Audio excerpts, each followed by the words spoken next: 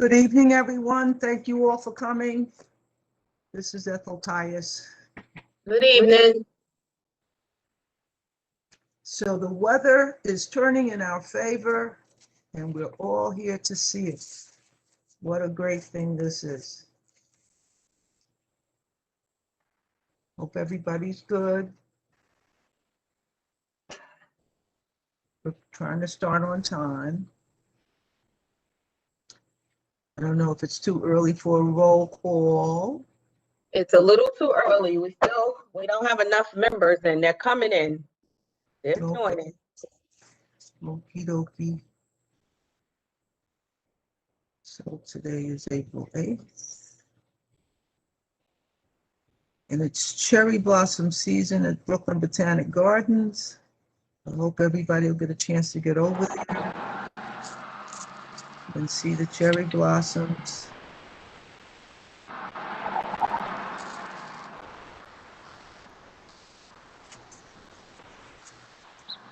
Hope everybody had a chance to read the minutes. Very helpful, lots of good news. Also look at the newsletter. Lots of wonderful news in the newsletter. Places to go to get vaccinated and tested.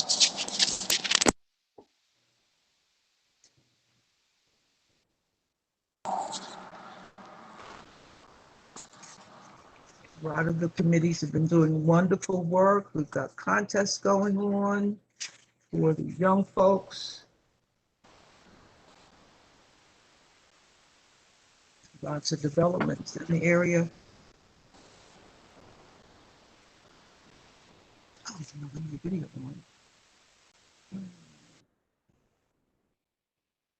All right, hello again. All right.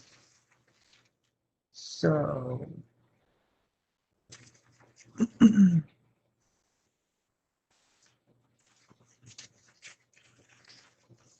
know everyone's glad we're not one of those boards that rereads the minutes to make sure that folks have looked at them. So we won't be doing that tonight. Not that we ever do, but some folks do that.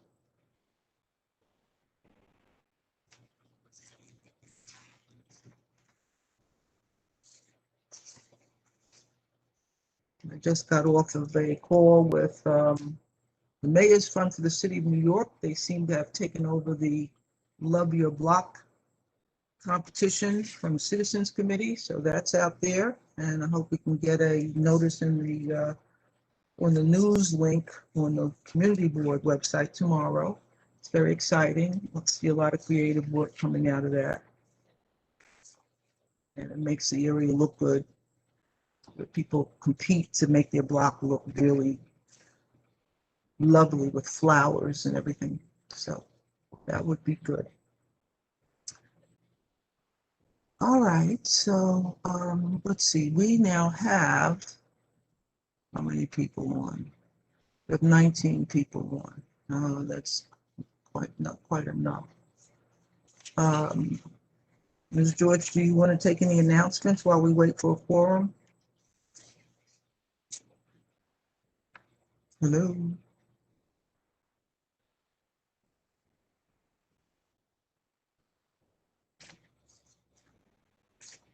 As Michelle starts letting additional people in as panelists, if we can actually start with elected official reps. We do have a few on already. Okay. That would be good. Every minute we breathe should count for something. I see a familiar face there. Mr. Rothblatt has joined us. Okay. I think Kim Robinson was on the line early on. Yes, I'm here. Do you want to? Do you have any announcements you wish to make? Wait, did we call the meeting to order? I'm sorry. You asked me to wait. I'm just asking for announcements. Okay, we have 19 people on, maybe more now. We've got 48 people on now. That was a sudden rush. I'm calling the meeting to order. Thank you all for coming. We got 49 people on now, 25 panelists, which should be our appointed community board members. So the meeting is hereby called to order. And I don't know if it's still too early to ask for a roll call, but I would ask the elected representatives who are present to offer an announcement or two while we wait for a quorum. Okay. Thank you. Ms. Robinson, again. Okay. So good afternoon, everyone. My name is Kim Robinson, and I represent Councilmember Alika Ampry Samuels. So just really a few updates. On Wednesday, April 7th, the council member chaired a public house hearing in conjunction with the Committee on Aging, and that information you can find on the council website. Also, we've received an overwhelming number of complaints about school closure. We have communicated that information and acknowledged that the plan needs to be altered. The mayor's office is currently reviewing options and will submit them to Albany for approval. To date, we've only received 14 capital applications for school. The deadline is Friday, April 9th. All schools in the district should have received an email from Everton Smith. If you did not, you can reach out to him at esmith@council.nyc.gov. A SYP application is currently open. We're encouraging all young adults to apply. Again, still encourage, cannabis is legal.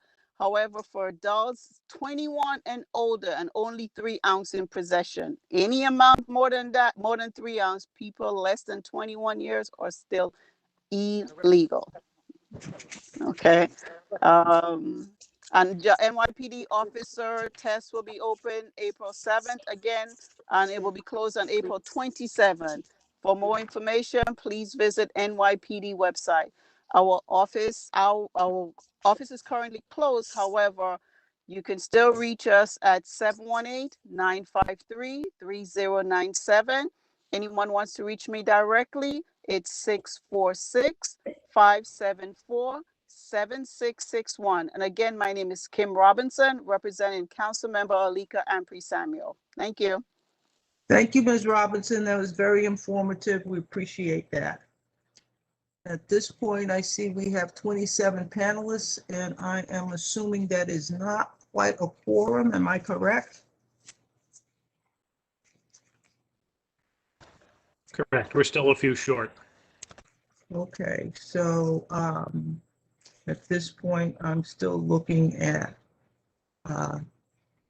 using the time we have for the best. Is there another Yes, we have Raul Rothblatt and Petula Hanley. They are current elected official reps as well. Okay. Mr. Rothblatt, do you have announcements you wish to make during this time? Yes, thank you for having me. Thank you for all being here. My name is Raul Rothblatt. I'm the communications person for Councilmember Robert Cornyn. First thing, I would like to say a word of congratulations to Rob Fields on passing on as the Weeksville CEO. There was just an article about Weeksville, and it failed to mention, I think, his important contributions to getting CIG status for Weeksville, and I just want to make sure that we acknowledge his contribution to Weeksville to really making it a sustainable institution. So just thanks to him, and welcoming the new head. Mr. Codrington is now the new CEO for Weeksville. We want to welcome him. He looks like an exciting, good match for the community as well. We have the City Council passed a bunch of important community criminal justice reforms, and there's a lot of other things that passed by, but I really want to acknowledge that there's some new funding for secure violence initiatives and other ways to really deal with problems in society in a more community-oriented fashion. So maybe I'll put a link to some of the statement about that, but that I think is a really big change I don't think it was not the defund the police ideal that some people have, but I think this is a really important development to really make policing more community oriented and get more funding for certain things. We also move forward with things like having a new phone number instead of 911. If somebody has a mental health challenge, that we're going to have a new phone number, so you don't call 911 or 311, which is not really appropriate for somebody having a mental health challenge or mental health breakdown or some other thing along those lines. So, I think there's some really good movement in the city council along those lines. I also want to congratulate the Albany for funding for the schools. The foundation aid was passed. I think this is a huge development for our state. I hope everyone knows that ranked choice voting is coming in June. We have a District 36 North, naturally occurring retirement community. So we have a very active committee. The next meeting on April 14th is going to be covering ranked choice voting. This is on our Facebook page. I'll also share the announcement with that. Also, next week, every week we have a Wellness Wednesday Facebook discussion. Next week, on the 14th, we'll have discussions on wills and estate planning. Also something important to keep wealth in the community, so join us for that. We do our weekly food distributions also on Wednesdays and Wednesday mornings. We were just yesterday way out on St. John's near Utica, and it was very lovely to have people there. We will be in Bedside for much of the month, but on April 28th, we're going to be doing free food and other services at the Kingsborough houses on Bergen near Buffalo. And lastly, there's a new law. It's not happening immediately. Local Law 152. It's going to put some burdens for inspecting gas lines and other things on homeowners. So this is going to be a bit of a change for people, and it's not going to apply to Community Board 8 until 2022. But I know my co-op already got some email that freaked people out saying you're going to have to pay a $10,000 fine. It does not hit Community Board 8 until 2022. It is something I think we have to make sure. Gas explosions do happen periodically, and we got to make sure that there's precautions against those. So people should not freak out, but they should be informed. So again, I will put the information in the chat. Our Facebook page is very active. We also have our email list. We do emails twice a week with a ton of information about a lot of stuff. If you don't get our email, please sign up for it, and please check out our Facebook page for constant updates. And that's it for me. Thank you very much, everybody. And please stay in touch. Thank you, Mr. Rothblatt. That was very, very informative. At this point, do we have a quorum? Should we proceed with roll call, Mr. Witherwax? No? Based on my straw poll, I think we need 2 more people. But Okay. if we want to call the roll and see if anybody's hiding, we could. We could take one more announcement from a elected rep. The Assemblywoman just joined us, Assemblywoman Zimmerman. Excellent. Just joined us. Excellent. And I believe there was 1 or 2 other reps. Okay. I think, Ms. Zimmerman, if you're available now, do you want to make an announcement while we wait for a quorum? Assembly member? Good evening. How are you all? I'm sorry to be tardy. I seem to have some technical difficulties this evening. So happy spring. And I'm happy to be with you all this evening. As you all know, we just recently passed a budget that is $212 billion for the state of New York for us to address this COVID recovery and ensure that our small businesses and our schools and our transportation and our state's needs are being met. There is a lot in this budget. At some time, I would love to be able to come before you and do a complete briefing, but I am going to send out an e-blast with some of the details, and then send out um, a longer or a more detailed description in a physical newsletter that you all should receive next month. But I do just want to give some highlights with regard to education and some of the other things. For those of you who have advocated for years, 30 years to be exact, for 3 decades for foundation aid, I am pleased to announce that we were able to fund, thanks to our federal representatives, first of all, our President Biden, States Senator Schumer and Gillibrand, and of course our Brooklyn reps, Hakeem Jeffries and Yvette Clark. We were able to increase the foundation aid by $1.4 billion, which brings that total up to almost $20 billion, 19.8. And we're going to be able to complete the debt to New York City with regard to foundation aid over the next 3 years. But we are very happy to make sure that is finally going to be taken care of, and the schools can get the relief that they need. The other great news is that Senator Schumer made sure that New York City receives their own allocation for education.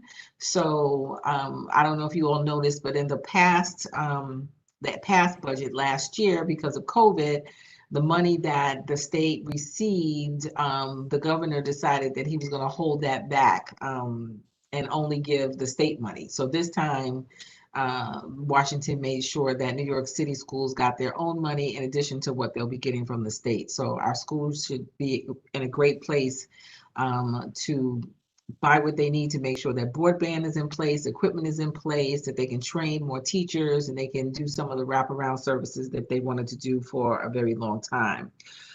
We also increased the number for pre-K across the state. That was a stickler. But there's $105 million in the budget for that. We were able to close the TAP gap. And so there will be an increase also of TAP funding for students. And again, I can give you all of those details later, but we gave capital money to SUNY and CUNY, as well as money for them just to do additional assistance with students with regard to childcare assistance and tuition assistance. So that is great. We did 500 million for Nourish New York, and that's up and above, well, 50 million, I'm sorry, for Nourish New York. And so that's going to help people who get food from New York City farmers through our pantries. And then there's a lot of ag and markets money available as well. That's going to go to helping grow downstate farmers, as well as making sure that upstate market farmers are doing better and get the assistance that they need. There are a number of small business tax credits that you will hear a lot about that we can go into, but I think I'm going to leave that for last to go to revenue. With regard to, you may have heard about the first time excluded worker fund to the tune of $2.1 billion. I'm going to be putting out a 1-pager on that, so people know who's eligible. There's 2 tiers, a tier 1 and tier 2. Tier 1 people are folks who have filled out I-10s in the past year and worked at least 6 months last year. But there are some provisions in order to be able to get that one-time payment of $15,000. And so people are going to need some guidance on that. But we are happy that we were able to identify those funds for people who did work last year but did not qualify for either the federal stimulus and or for unemployment. So these are people who did not get any federal aid, and the state was able to put together a package to help about 100,000 families across the state. So we are excited about that. With regard to the MTA, we were able to give them some money so they didn't have to raise the fare as they move forward to try to get ridership up to date. But you know that will happen in its own time, given that we're still in the middle of this pandemic. There's a provision in the project for $100 million to establish a new capital program to reimburse cities for any capital expenses they may have for their roads and highways. Thank you so much. And under Health and Human Services, one of the things that I'm happy about is that we were able to get a cost of living increase, a COLA for human services workers. They haven't had any a COLA increase for a number of years now. And as we all know, these are essential workers. They've been taking care of folks in our nursing homes and at home. So the fact that we were able to do that is great as well.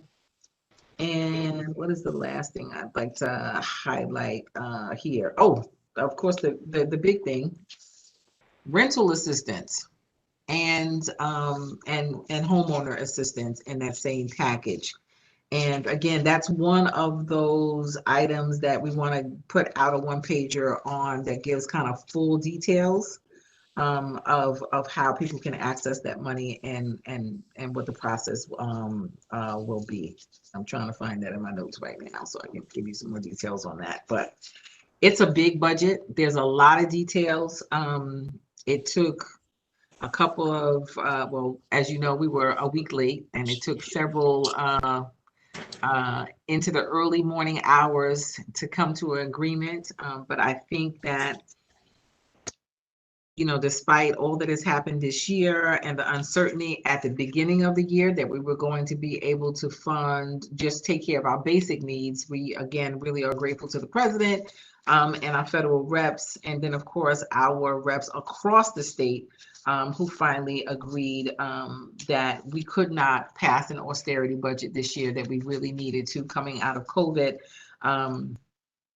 put together a package that was going to make sure that the basics were taken care of, but also take care of some real necessities across the state that had been, you know, left to just left out of the budget in previous years. So I am going to be, in addition to sending out 2 newsletters, I'm probably hosting something around the 21st of this month just to kind of go over legislation and other budget items for the first 100 days. So that is, there's so much there. I don't know if I could make any other announcement, but as you all know, we did pass the MRTA, the Marijuana Regulatory and Taxation Act. That's another big item, and over the next 6 months, we certainly are going to be soliciting additional comments from the community on the bill. We'll be sending out some detailed information on that as well. We're working on a one-pager because the bill is like 126 pages long. And we want to make sure that people understand where we are. Like, some parts of the bill were immediate. Other parts will not go into effect until 6 months from now. So we want to make sure that people are in compliance, they understand what the law is, what they're able to do. We want to assure parents, at least I want to assure parents, some of the provisions that we put into place to protect our young people. I want young people to understand that this isn't something that the state is sanctioning that they do, but that it is a a way for people who have been just as involved with regard to marijuana to turn their lives around and become productive citizens and entrepreneurs and business people in their own right. But also to develop another revenue producer. This budget was very large, and we need to figure out a way that we identify more ways to make money in our state, so that we can pay for our needs. And we want to make sure that we're not, just criminalizing behavior and ruining people's lives, like has been done in the past. So, as I said, it's a really big bill. It deserves its own conversation, and but I do, want to hear from the community in terms of what some of their interests are, what some of their concerns are, and what you all are willing to share, so that we can make it a law, a policy that really suits all New Yorkers to the extent that we can. And I guess the last thing I will report on, and we're still kind of working out the details on that as well, is that solitary confinement has been, at least for certain populations, has been banned in our prison system. But again, that's one of those things that we'll be working out to make sure that people are doing their time and getting the corrections that they should in prison, but that no one's being tortured or being subject to any sort of mental harassment while they're incarcerated. So that is the report from the state. Thank you very, very much, Assemblymember Zinnerman. That was very thorough and gives hope to our audience, I believe. There is a question before we move on to the rest of our agenda regarding the HAVP and NYCHA funding that got hit in the final version of the budget. Yes. Is there more that can be done for our local low-income housing, permanent low-income housing? We need to see more of that. And this particular community district is being stalled by the city regarding a neighborhood rezoning that was requested many years ago. And we're hoping that some of that federal infrastructure money will trickle down and let us do some work here to invigorate our M1 districts, one story, very little jobs, very little housing. So that's two things. We hope you could just give an insight into that before we move on to the rest of the evening's agenda. So thank you for the question about NYCHA. I actually should have mentioned that. That was a big fight. The original ask was $900 million. We know that there is a $40 billion, according to NYCHA, there is a $40 billion capital need. But we also know that NYCHA is under the auspices of the federal government. And for the last several years, the state has has been the one to really, fund NYCHA. And although there has been some record investment this year from the federal government with regard to homeowner relief, small business relief, tenant relief, they did not send a specific amount for NYCHA. However, Senator Schumer assures me that they are doing that in part of the next package. That they have that they know it's a need. Although we know that we had a conversation with them, Khalil Anderson, who's a new assembly person for Queens, and myself, I worked on the letter with him, and we sent a very strong letter to the federal government, to President Biden and our state reps, detailing what the needs are in NYCHA. And we know that we still have housing situations where people don't have heat and hot water, I know I have on Malcolm X a senior residence that has a roof that has been in need of repair since I was in city council. And so we've listed all of those things. We've asked for their aid. The money that we allocated in the budget, there is a criteria, and I'm hoping that you all can help with this. That money is supposed to go to those NYCHA developments that are in need of immediate assistance. And so while we may have billions of dollars of worth of need, we know we have some critical needs that need to be taken care of right away. And so that $200 million is to get those projects started while we wait for the federal government to make the final, put together the final package on NYCHA support. So we have not forgotten about it. That was all through our advocacy that we could get from the state because honestly, the leadership said to us, I mean, quite frankly, that we've been paying the federal government's bill and we can't continue to do that and stay solvent as a state. So we need them to do what they need to do. So as I said, Schumer has promised the speaker, and he certainly has our letter on his desk as well as the president. And so we will keep you abreast about that as well. So I thank you for that question, but it was one of those really highly contentious conversations. Thank you very much, Assembly Member. We really appreciate that. I hope you'll stay with us for the remainder of the session this evening. Yeah, I'm going to stay with you. I have to pop into another one, but I'm going to stay on. Thank you very much. So All at this right, point, I think out of our 46 members, we have a quorum. I'm not sure. I'll ask Secretary Witherwax to check on that and do a roll call, please. It would be my pleasure.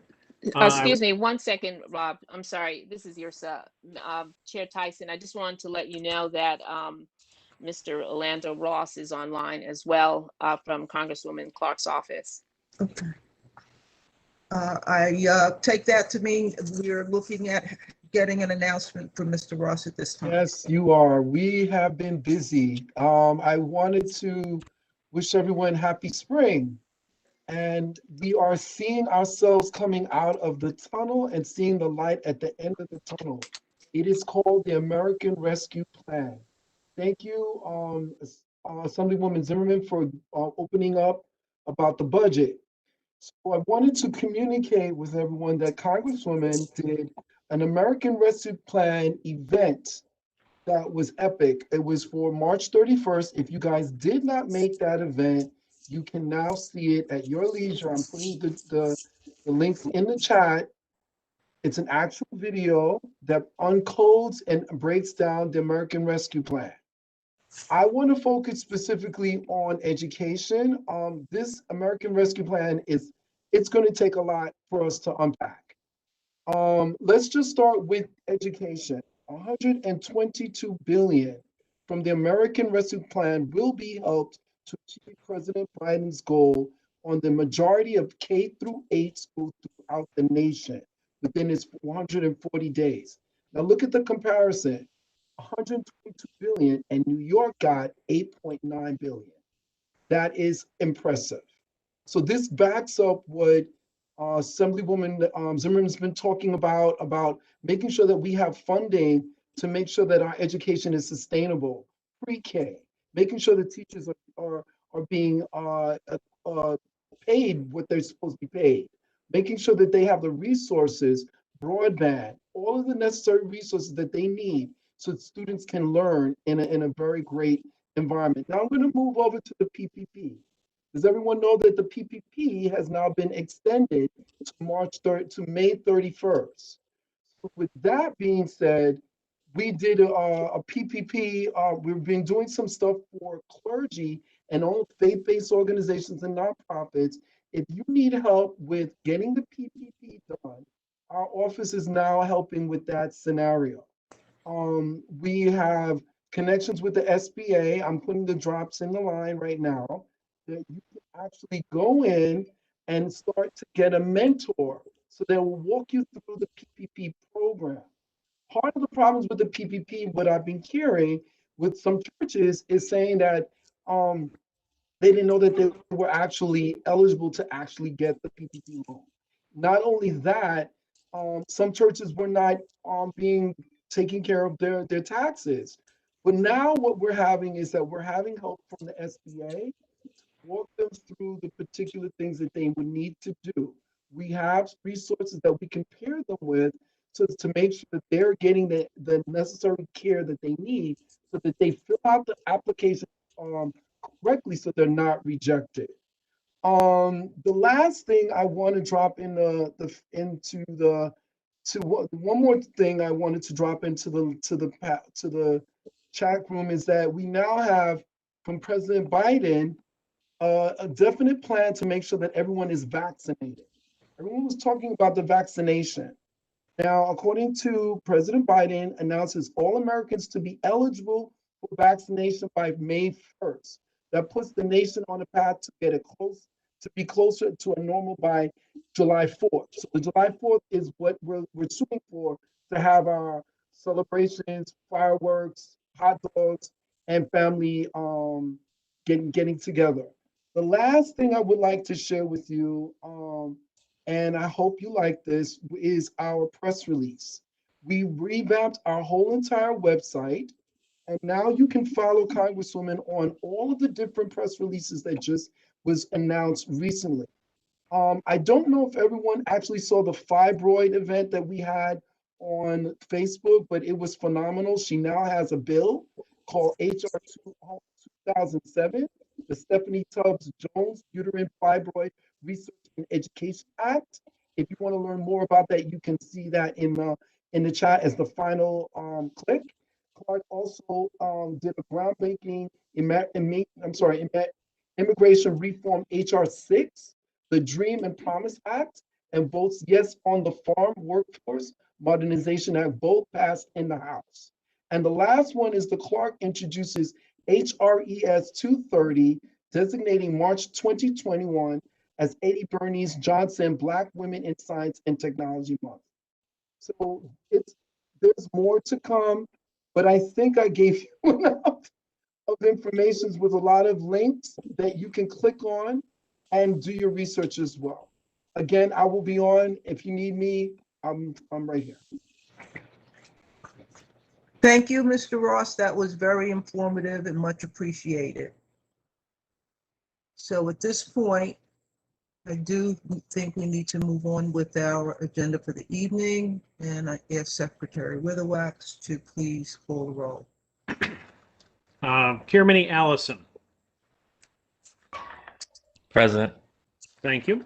Linda Andrews. Present. Thank you. Desmond Atkins. Lisa Atkinson. Present. Thank you. Wayne Bailey. Princess Ben James. Present. Thank you. Julia Boyd. Gail Branch Muhammad.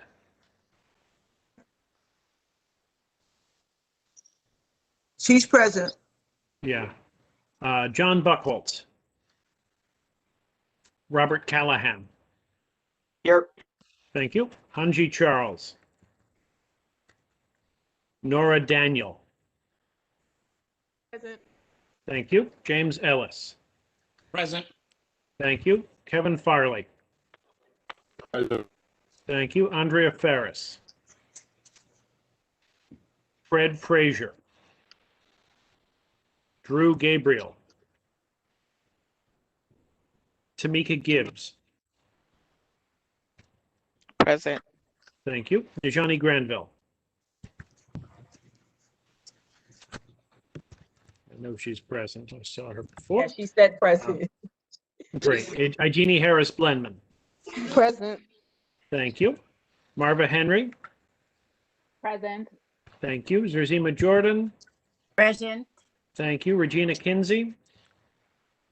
Sarah Lazar. Present. Thank you. Murray Lemaine. Present. Thank you. Elaine Mahoney. Calvis Mickelsteins. Present. Thank you. Robert Puka.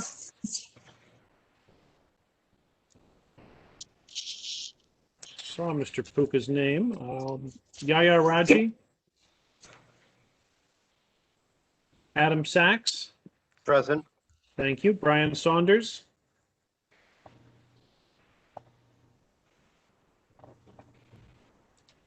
Meredith Staton. Carmisha Supervielle. Audrey Tate Hall. Mark Thurton. Oh, I saw Mark. So, Mr. Thurton. I'm here. Thank you, Mark. Greg Todd. Here. Thank you. Ethel Tyus. Present. Thank you. Gib Robert Vacconi. Puka is present. Thank you, Mr. Puka. Mr. Vacconi. Present. Thank you. Eves Villas. Kimberly Watson. Present. Thank you. Yrsa Weatherspoon. Present. Thank you. Sharon Wedderburn. Present. Thank you. Robert Witherwax present. Deborah Young. Present. Thank you. Vilma Zuniga. Brian Yeah. Saunders present. Thank you, Mr. Saunders. We have 29 members present. We have a quorum. There are also some callers. I'm not sure who they are. So they will have to press star 6 to unmute if they're board members.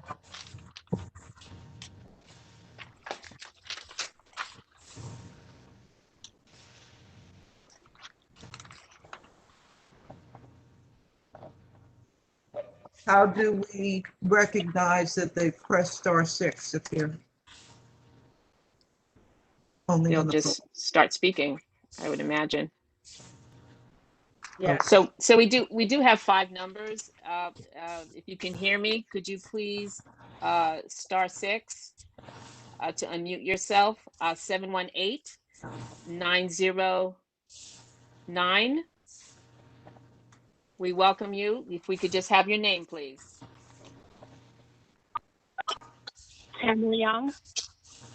I'm sorry. Can you repeat? Yes, Tamara Young. Thank you so much. Tamara Young. Thank you. And phone number 347-971. Could you star 6 and let us know who you are? Karen Chambers from the Brooklyn DA's office.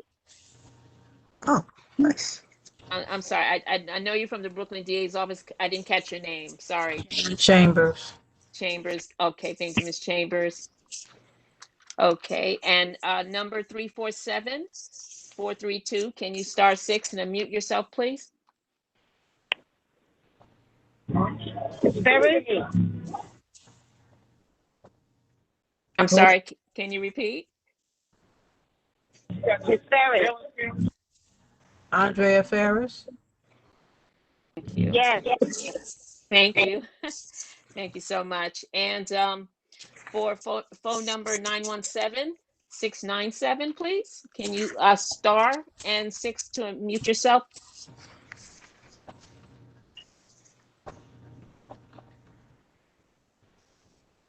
Maybe they didn't hear her.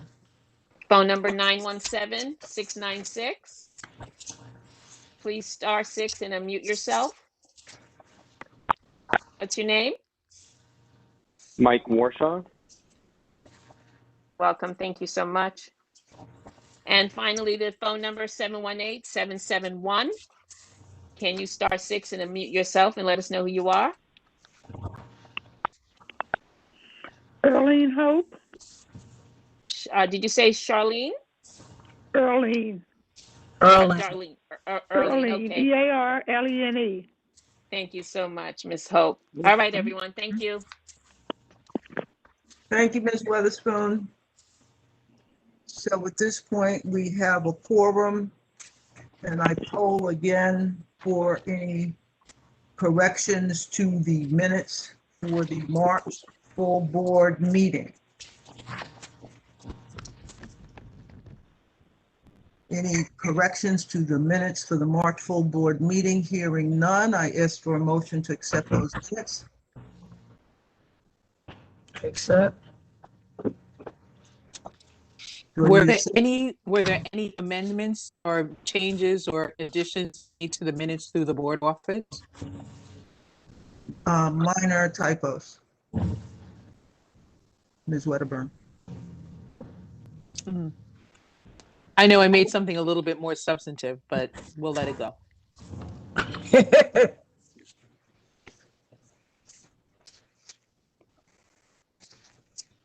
I'm looking back for a printed copy, which I didn't print them.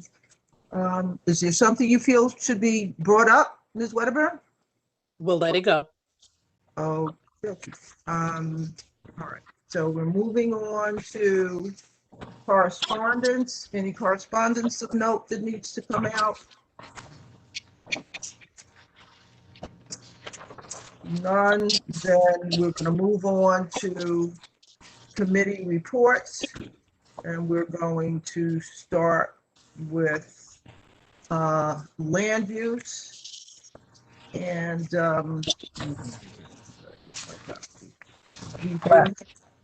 we should have those attached to the agenda. We have two action items that came out of land use. First one is for, I will give that report as chair of the land use committee. 165A St. Mark's Avenue is applying for a certificate of appropriateness to LPC to change, to change the building from a one-family to construct a 500 square foot, two-story rear addition. Building was erected in 1877. And I'm sorry, I have to. All right. The existing extension will be demolished. Questions were voiced by the Prospect Heights Neighborhood Development Council members on the color, the pea green color that's being chosen for the changes to the rear extension, the finishes, and the purpose of the understair storage. On motion made by Mr. Ellis to support the proposal is presented. I'm so sorry. Don't call back. On a motion made by Mr. Ellis to support the proposal is presented with a second by Ms. Island. The committee voted 13 in favor with 2 against and 3 abstentions. And we hope the full board will support the committee's recommendation. The applicant has a LPC hearing scheduled for the 20th of April. I don't know if the proponent is in the audience. Mr. Graydon Urick presented it. If there are questions on this application?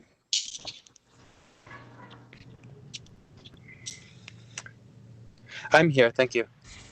Thank you, Mr. Urick. Any questions for Mr. Urick on the rear extension for 165A St. Mark's Avenue? Hearing none, then I ask for a motion from the committee members on this application. I'm sorry, there is a question from Robert. Does Robert have a last name? Not listed here. Is it No, I was Mr. raising Puga? my hand earlier to say I was here. Okay, all right, thank you, Mr. Puga. Okay, you can continue, Ms. Chair. Okay, thank you. Again, we're looking at supporting the committee's recommendation to approve the application for a 500 square foot, two-story rear addition at 165A St. Mark's Avenue in the Prospect Heights Historic District. There have been no questions for the proponent. I ask for a motion to support the committee's recommendation.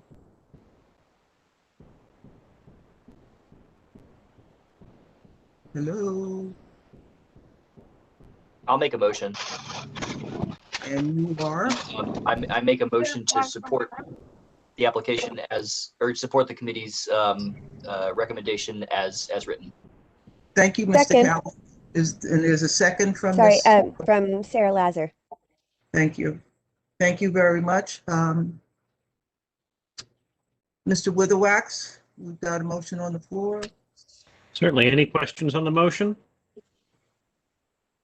Motion is to support the committee's recommendation to support the renovation. Mr. Kiermany Allison. Yes to support. Thank you. Linda Andrews. Yes. Thank you. Desmond Atkins. Lisa Atkinson. Yes. Thank you. Wayne Bailey. Princess Ben James. Yes. Thank you. Julia Boyd. Gail Branch Mohammed. Yes.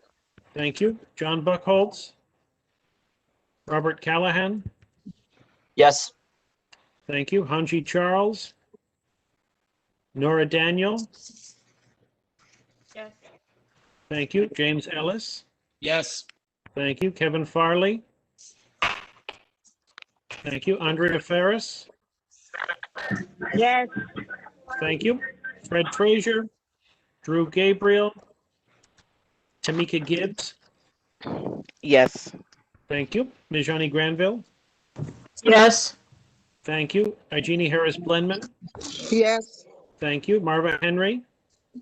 Yes. Thank you. Surzima Jordan. Yes. Thank you. Regina Kinsey. Sarah Lazar. Yes. Thank you. Mireille Lemaine. Yes. Thank you. Elaine Mahoney. Elvis Mickelsteins. Yes. Thank you. Robert Puka. Yes. Thank you. Yair Raji. Adam Sachs. Yes. Thank you. Brian Saunders. Yes. Thank you. Meredith Staten. Carmisha Supervielle. Audrey Tate Hall. Mark Thurton. Yes. Thank you. Greg Todd.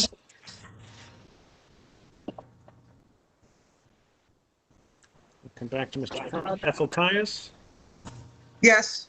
Thank you. Gib Vaconi. Abstain. Thank you. Eves Villas. Kimberly Watson. And back to Ms. Watson. Irsa Weatherspoon. Yes. Thank you. Sharon Wedderburn.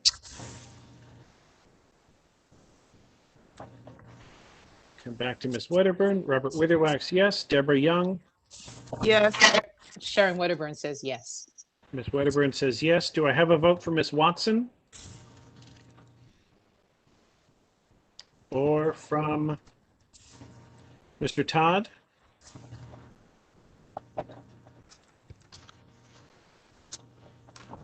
Okay. The motion passes 27 in favor with 1 abstention. Thank you. Thank you. Thank you very much. One abstention. That was a flip-flop on that particular item. It was almost tabled, but we'll see what happens at LPC. Next item from land use is an LPC application for certificate of appropriateness for 120 Underhill Avenue, again in the Prospect Heights Historic District.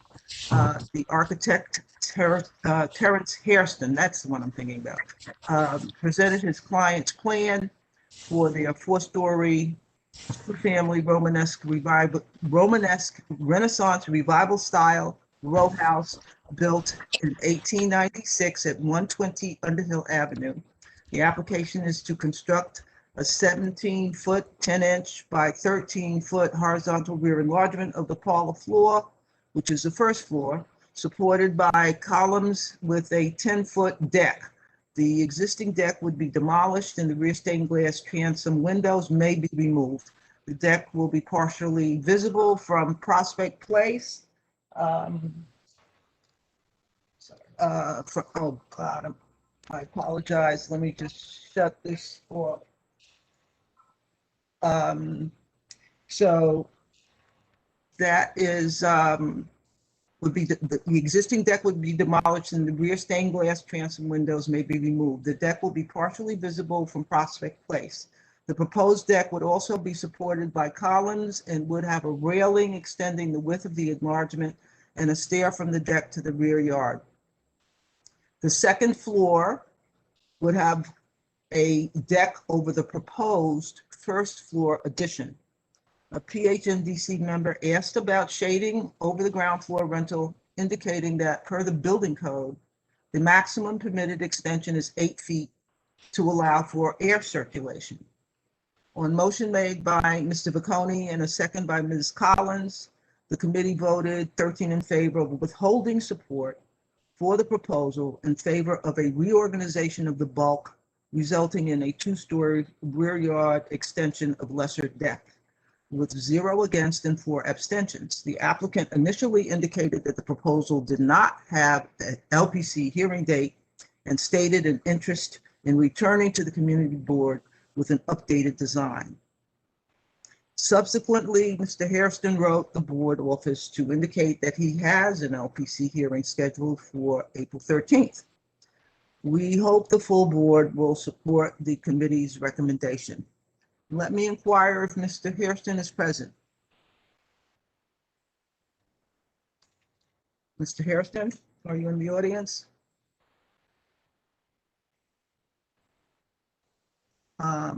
Let me then hear from community members and then from committee members, if there are questions on this application.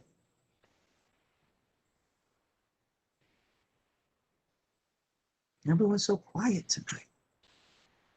What is going on? The questions lodged in the chat. Question in the chat. Okay. So curious. All right, I'm not seeing it.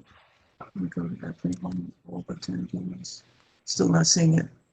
If you see it, can you read it out, please, Ms. Weatherspoon? You're Mr. asking if there are Kirsten's any in the chat. questions or- Wait, Stephen Gill, I'm going to, wait, here, okay. He's here. Excuse me. Okay, I just unmuted Stephen Gill. Is he here? Mr. Gill, do you have a question? Gill? He's representing Mr. Hairston. Oh, yes. Are there any questions for the proponent, for the applicant? There are no questions lodged in the chat. Mr. Hairston? Mr. Hairston? Hi, this is Mr. Gill. I'm here for Mr. Hairston. My name is Stephen Gill. Can you Okay. hear me? Yes, we can hear you, and I'm not seeing any questions for the applicant. You as the applicant. Yes. From the community. Are there any questions from committee members, from board members? Have they, I'm sorry, this is Tamika Gibbs. Have they addressed that 10-foot versus 8-foot extension on the back? Or we're gonna wait for that for the LPC hearing? Oh, we want to take it to LPC. Okay. They don't seem to have any objection to it, and it's not a building code issue. We're not building a deck. Limitations on rear yard penetrations of the 30-foot required depth are only up to 8 feet, but we have enough of a rear yard to do the full 10-foot extension. Thank you. I don't believe that was the reservation. I think the care was about not the distance between the end of the proposed extension and the rear lot line. That, I don't believe that was the issue. Mr. Bocconi, do you want to offer a clarification? I don't know that this is a landmarks issue, but I would think that this application, which is going to build a 13-foot extension over the bedroom windows of the downstairs apartment, will have difficulty getting approved by the buildings department because that's too much of an overhang for any light ever to reach those windows. And there are requirements about light and air being able to reach windows and dwelling space, which that would be. So I think the applicants may have challenges with the Department of Buildings, but from a landmarks perspective, we know of no other building in the Prospect Heights Historic District that has bulk like that suspended over the backyard on columns. It's not a typical massing for a building in the historic district, and we would perhaps not want to see other buildings along Underhill Avenue that have less deep rear yards take that direction in order to maximize their FAR. That's our concern there. Thank you. Chair Tice, I Thank just want, Go I'm sorry, this is Yusuf Weatherspoon. I just want to, just a point of order. I just want to remind everyone that we have over 70 people on the line on this call. So if you have a comment or question, please enter it in the chat. Thank you. Thank you, Ms. Weatherspoon. Okay, thank you, Mr. Vacconi, for offering that.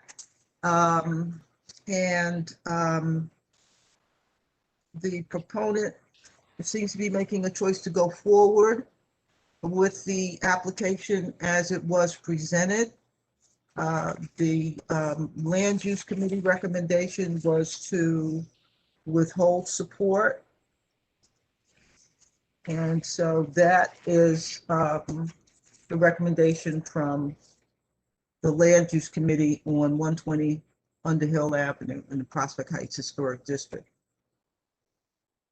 If there are no other questions or comments from board members or other attendees, I ask for a motion on this item from board members. There is a question in the chat. So does the applicant still isn't going to change their plan and represent it? No, the property owner and the applicant have chosen not to change the plan. Okay.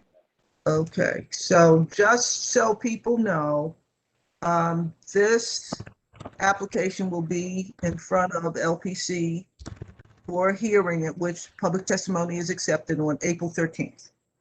And at that point, the letter that will go from CB8 will reflect whatever we decide this evening as a consensus on this item. We also do have another question too. I'm sorry. I'm not seeing these questions. Thank you for doing. Well, that's why I'm here. Yeah, thank you. Why is the extension suspended in the air rather than on the ground? The premise here is that the unit at the garden level is separate from the unit at the parlor floor level. And it's the parlor floor level that is being extended. The ground floor level is going to be left as is. So the garden will remain as is, and the parlor floor will get the extension. Interesting. Thank you for that, Mr. Gill. Let's see. Mr. Vacconi?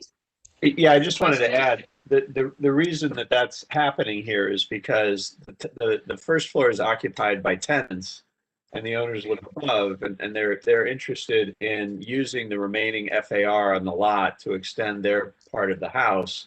They don't particularly want to, they don't want to split that FAR, so they have part of it, and the tenant apartment has part of it. So hence it's when they put it on columns, the area below the columns doesn't count against their floor area. Interesting. I would double check that, but it's an interesting concept. Okay, so this is still before us and we need to grapple with it and take a position. So again, I ask for a motion on this item. Move that the board accept the committee's recommendation.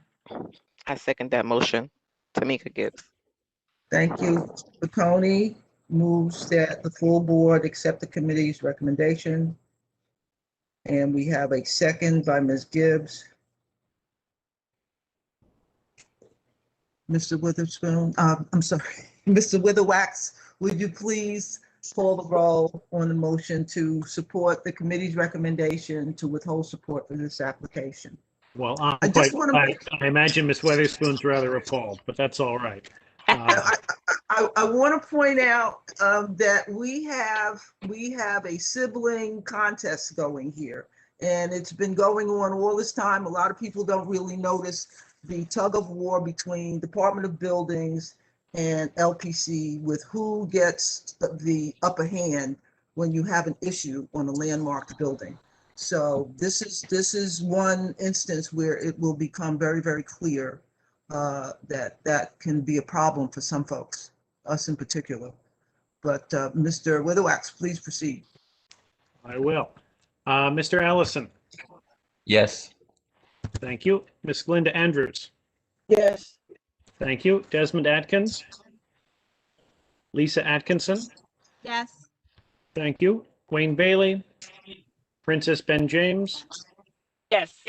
thank you. Julia Boyd, Gail Branch Mohammed,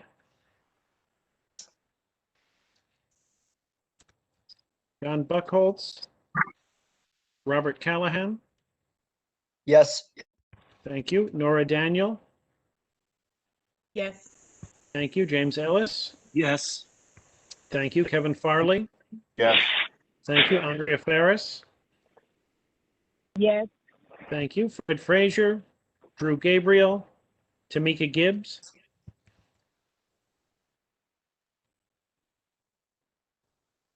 Ms. Yes. Sears, Yes, thank you. I'm sorry. Yes, I couldn't find it.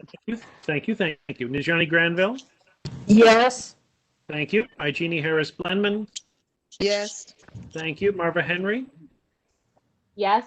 thank you. Zerzima Jordan, Yes. thank you. Regina Kinsey, Sarah Lazar, Yes. thank you. Mireille Lemaine, Yes.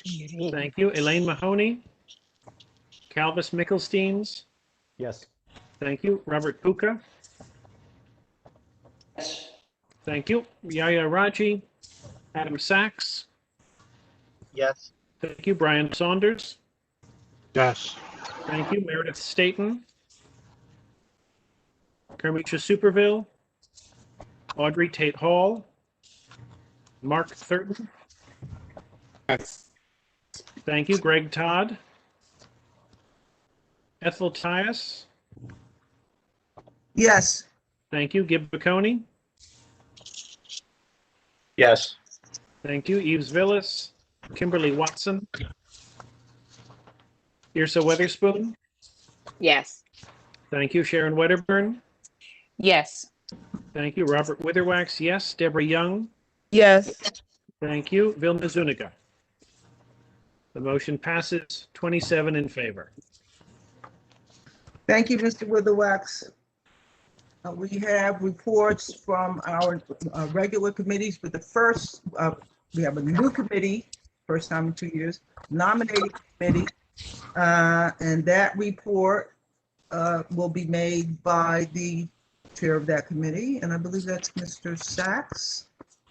That is correct. Thank you very much. And I'm sorry, Chair Tyus. I think you skipped over Slack. SLA. oh, goodness, thank you. Yes, All we've got a right. number of items there. We've got a number of items on Slack. 1, 2, 3. Right away. Okay. Please proceed with the Slack report. Thank you, Chair Tyus, and thank you, Mr. Sachs. Sorry to preempt you in your presentation. But the SLA and Sidewalk Cafe Review Committee, we met on Monday, April 5th via WebEx. The committee discussed the following liquor license applications.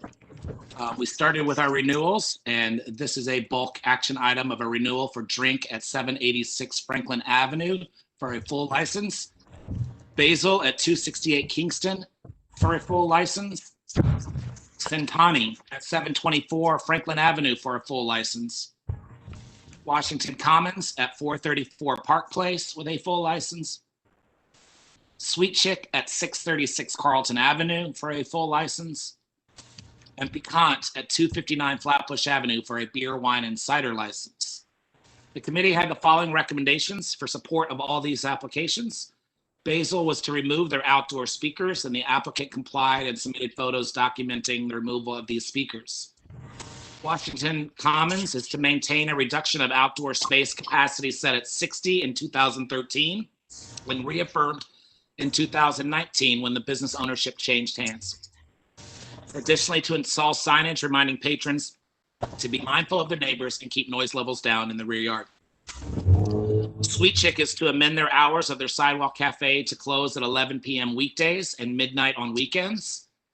And with these recommendations, the committee voted to support all of these renewals in hopes that the full board support its recommendation. At this time, I invite any comments or questions from any community members. And Ms. Witherspoon, I'll ask that you help support me in vetting these if you don't mind. Absolutely.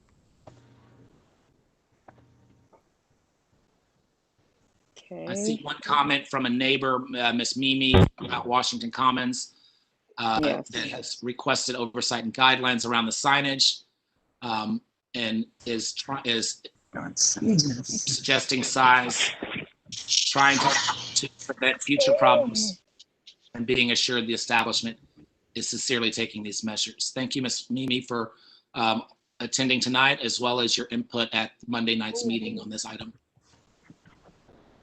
I also see Drew Gabriel's hand up.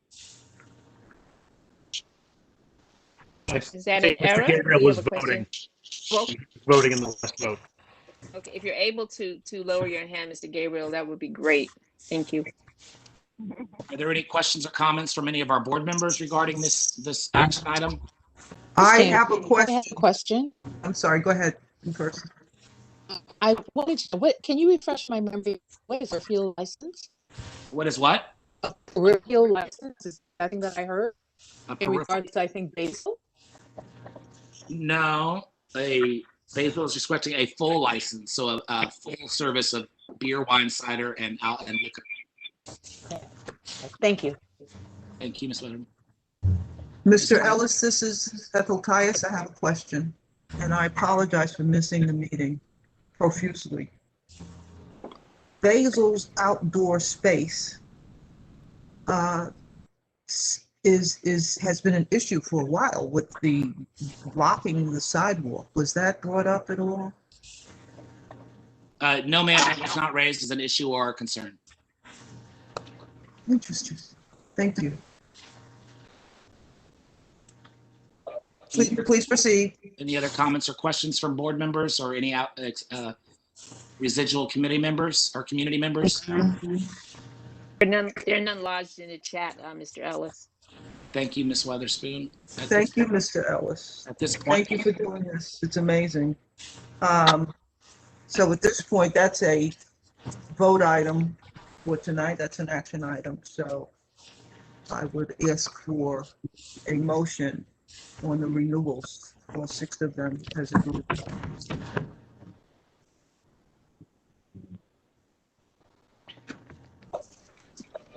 Move the board adopt the committee's recommendations. Here's Weatherspoon second. So we have a tie for a second. Ladler and Wood. Thank you both. If there are no questions on the motion, Mr. Witherwax, I'll have you call the vote, please. Oh, thank you. Kieran Allison. Yes. Thank you. Linda Andrews. Yes. Thank you. Desmond Atkins. Lisa Atkinson. Yes. Thank you. Wayne Bailey. Princess Ben James. Thank you. Julia Boyd. Gail Branch Mohammed. John Buckholtz. Robert Callahan. Anji Charles. Sorry, yes from Robert Callahan. Thank you, Mr. Callahan. Nora Daniel. Yes. Thank you. James Ellis. Yes. Thank you. Kevin Farley. Yes. Thank you. Andrea Ferris. Yes. Yes. Yes. Thank you. Fred Frazier. Gabriel. Yes. Gotcha, Mr. Gabriel. Gibbs. Sorry. Yes. Sorry. Thank you, Mr. Sorry to interrupt, Ms. Mr. Gibbs? Witherwax, but maybe you keep getting broken up. I said yes. Ms. Granville. Ms. Granville says yes. Oh, it's my end. Yeah, I Mr. hear you Woodward, you now. might want to go off camera. Got Ms. Granville. I guess. Is that? Yes. Lennon, thank you. Ms. Henry? Marva Henry? Yes. Marva Henry, yes. Thank you. Zerzima Jordan? Yes. Thank you. Regina Kinsey? Sarah Lazar? Yes. Thank you. Mireille Lemaine? Yes. Thank you. Elaine Mahoney? Calvis Mickelsteins? Yes. Thank you. Robert Puka? Yes. Thank you. Yaya Raji? Adam Sachs? Yes. Thank you. Brian Saunders? Yes. Thank you. Meredith Staten? Carmisha Superville? Audrey Tate Hall? Mark Thurton? Yeah. Thank you. Yes. Greg Todd? Yes. Thank you. Ethel Tias? Yes. Thank you. Gib Vaconi? Yes. Thank you. Eves Villas? Kimberly Watson? Irsa Weatherspoon?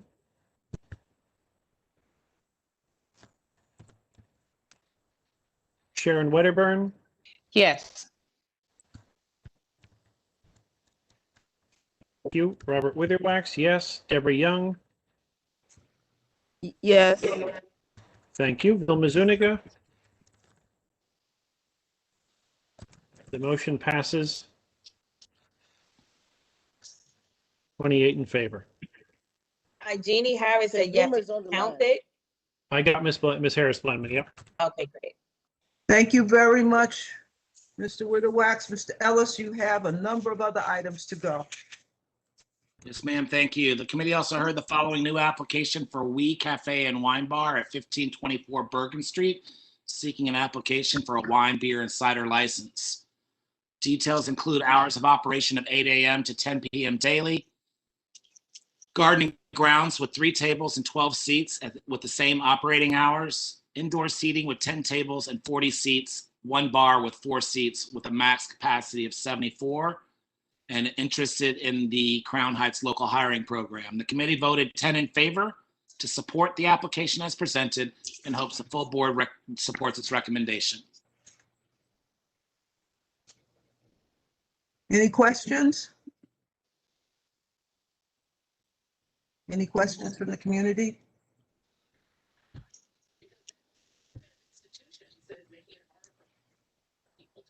Any questions from board members?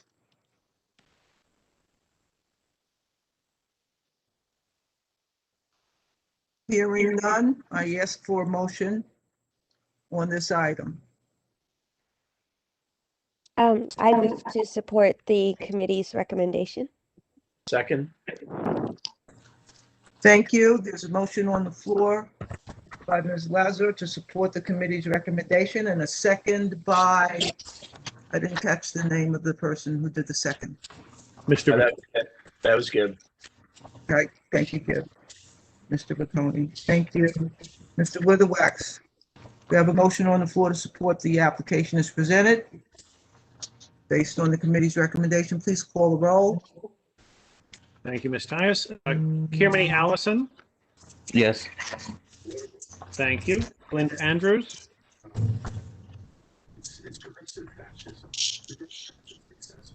Desmond Atkins? Lisa Atkinson? Yes. Thank you. Princess Ben James?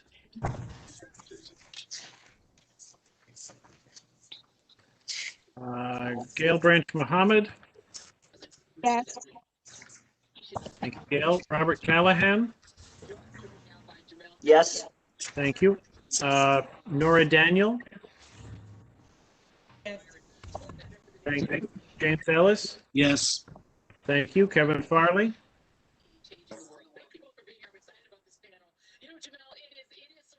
Andrea Ferris? Yes. Thank you. Yes. Drew Gabriel? Mm-hmm. Yes. Thank you. Thank you. Ms. Tamika Gibbs?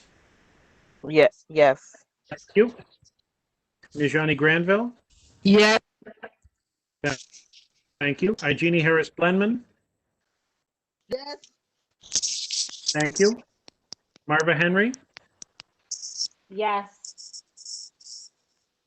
Thank you. Yes. Jordan. Yes. Sarah Lesser. Yes. Thank you. Mireille Lemaine. Yes. Thank you. Elaine Mahoney. Calvis Mickelsteins. Yes. Thank you. Robert Puka. Yes. Thank you, Mr. Puka. Yaya Raji. Adam Sachs. Yes. Thank you. Brian Saunders. Yes. Thank you. Meredith Staten, Carmisha Superville, Audrey Tate Hall, Mark Thurton. Thank you. Greg Todd. Yes. Thank you. Ethel Tyus. Yes. Thank you. Gib Vaconi. Yes. Thank you. Eves Villas. Kimberly Watson. Yrsa Weatherspoon. Yes. Thank you. Sharon Wedderburn. Yes. Thank you. Robert Witherwax, yes. Deborah Young. Yes. Thank you. The motion is 27 in favor. Thank you, Mr. Witherwax. Mr. Ellis, please resume. You've got a number to go. Next item is number 7 restaurant at 591 Vanderbilt Avenue for seeking a full license, and the details include patron capacity of 42, 1 bar with 12 seats, 5 tables with 2 to 6 seats each. The hours of operation proposed are Sunday noon to 11, Tuesday through Thursday 5 p.m. to 1 a.m., Friday 5 p.m. to 2 a.m., and Saturday noon to 2 a.m. Backyard is included with a capacity of 25 patrons to operate Sunday noon to 10 p.m., Tuesday through Thursday 5 to 11 p.m., and Friday 5 to midnight. Saturday noon to midnight as well. 3 speakers on the interior and up to 7 employees per shift. This is a removal application, meaning the applicant is relocating to a different address with the same principles and method of operations. Of note, this applicant appeared before CB8 in March with a different location proposed, but elected to choose an alternate one due to possible complications of a 200-foot rule. The committee voted 10 in favor of supporting this application and hopes that the full board support its recommendation. Thank you, Mr. Ellis. Are there any questions from the community members? Where did they move from? They had any violations? Ms. Jordan, we can hear you. You want to bring that to the fore? Ms. Jordan, you have a question? No. Okay. Any other questions? Go ahead.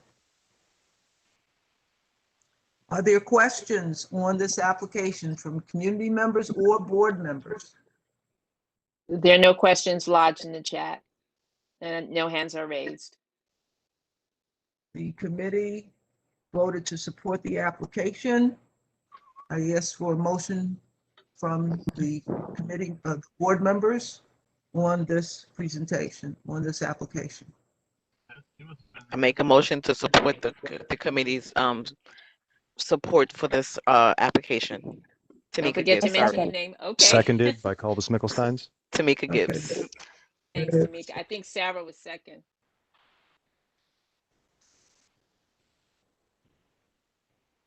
Okay, it's a tie for a second. I don't know. Okay, so we have a motion on the floor to support the committee's recommendation as recited by Mr. Ellis over different factors. Mr. Witherwax, would you please call the roll on number 7 restaurant at 591 Vanderbilt? Yes, I will. Kirmany Allison. Yes. Thank you. Linda Andrews. Desmond Atkins. Lisa Atkinson. Did you hear Glenda Andrews vote?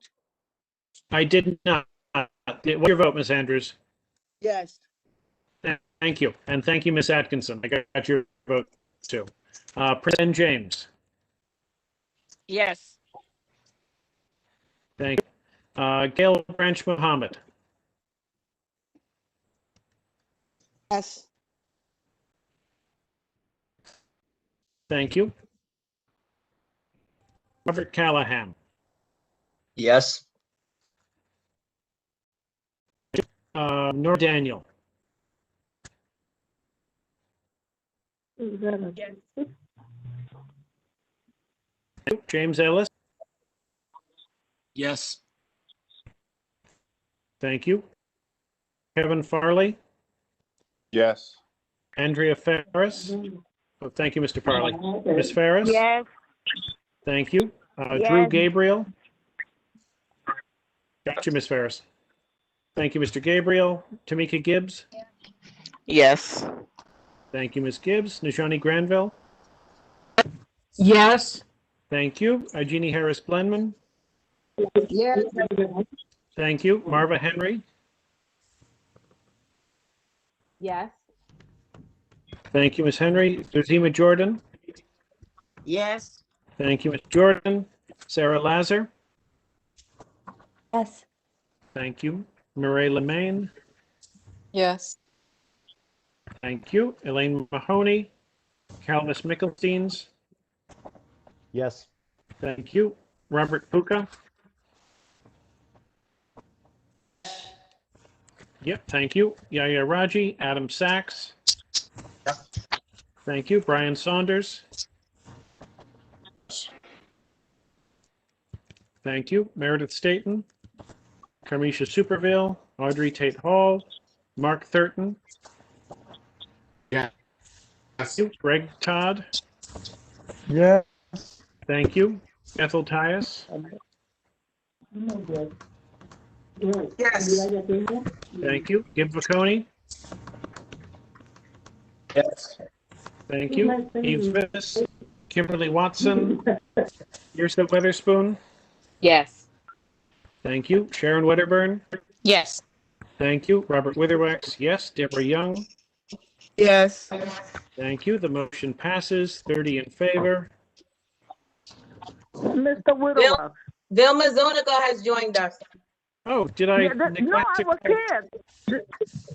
You This are is the well. second time you didn't call me, Mr. Whittle.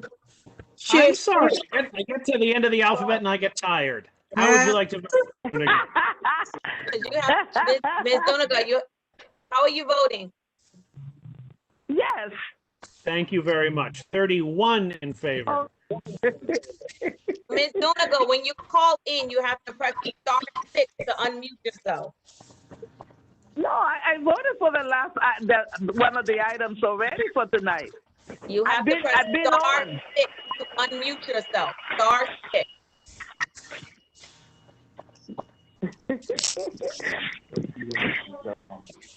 Yeah, this one here, right?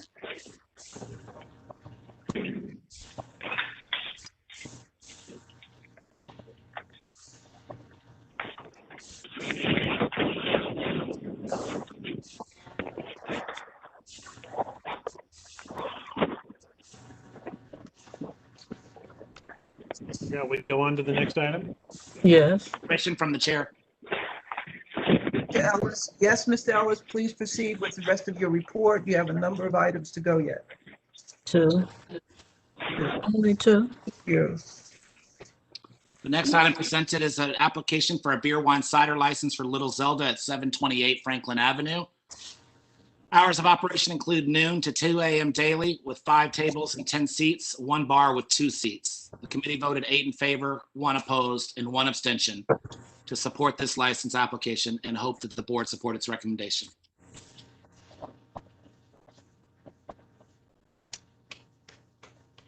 Are there any questions on the report? Any questions from the community for Mr. Ellis? No questions lodged. No questions at all? I have a question. Please proceed.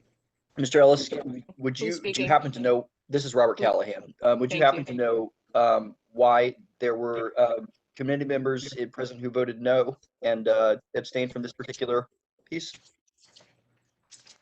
I will honestly answer. I don't know what their rationale was behind in their vote on those two particular recorded votes. If any member of the committee is here tonight and would like to share, I would certainly ask permission of Chair Tyus for them to share. I'm sorry, Mr. Ellis, what are you asking? I'm trying to get an answer from Mr. Callahan. What, I'm sorry, what did Tamika give us? What establishment are we talking about again? Little Zelda?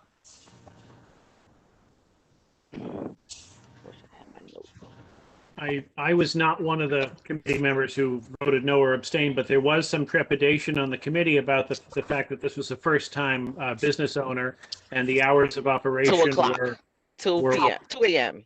Yes. were long. Yes, once. Okay. Okay. I'll remind the board that New York State law allows service and licenses till 4 a.m. And that doesn't have any prescription on being a first-time operator or not. I'll also share that this is a beer, wine, and cider license as opposed to a full license. And that also lessens our trepidation about applications such as these. And to Mr. Todd's point in the chat, this is a new owner of the same establishment, so it's not this previous ownership that was presented for the last 5 years, as you note. That should take care of a couple of the items of people's flags. Okay. Thank you for that clarification, Mr. Ellis. Okay.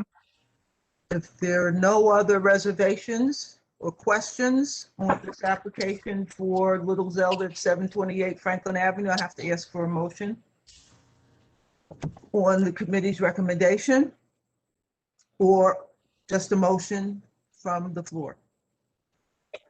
Motion to support the committee's recommendation. Thank you, Mr. Second. Baconi. Is there a second? Second by Saunders. I heard Mr. Saunders and somebody else. I didn't catch who. Greg Todd. So we have a motion to support the committee's recommendation. Mr. Witherwax, I ask you to call the roll on that motion. Thank you, Mr. Myers. Chairman Allison. Yes. Thank you. Linda Andrews. Yes. Thank you. Desmond Atkins. Lisa Atkinson. Yes. Thank you. Wayne Bailey. Princess Ben James. Yes. Thank you. Julia Boyd. Gail Branch Mohammed. Yes. Thank you. John Buchholz. Robert Callahan. Yes. Thank you. Hanji Charles. Nora Daniel. Yes. Thank you. James Ellis. Yes. Thank you. Kevin Farley. Yes. Thank you. Andrea Ferris. Yes. Thank you. Fred Frazier. Drew Gabriel. Yes. Thank you. Tamika Gibbs. Abstain. Thank you. Najani Granville. Yes. Thank you. Eugenie Harris Blenman. Yes. Thank you. Marva Henry. Yes. Thank you. Zuzima Jordan. Yes. Thank you. Regina Kinsey. Sarah Lazar. Yes. Thank you. Mireille Lemaine. Yes. Thank you. Elaine Mahoney. Calvis Mickelsteins. Yes. Thank you. Robert Puka. Yes. Thank you. Yaya Raji. Adam Sachs. Thank you, Mr. Raji. Adam Sachs. Yes. Brian Saunders. Yes. Thank you. Meredith Staten. Carmisha Superville. Audrey Tate Hall. Mark Thurton. Yes. Thank you. Greg Todd. Yes. Thank you. Ethel Tyus. Yes. Thank you. Gib Vaconi. Yes. Eves Villas. Kimberly Watson. Yrsa Weatherspoon. Yes. Thank you. Sharon Wedderburn. Yes. Thank you. Robert Witherwax, yes. Deborah Young. Yes. And our starring role of Miss Vilma Zuniga.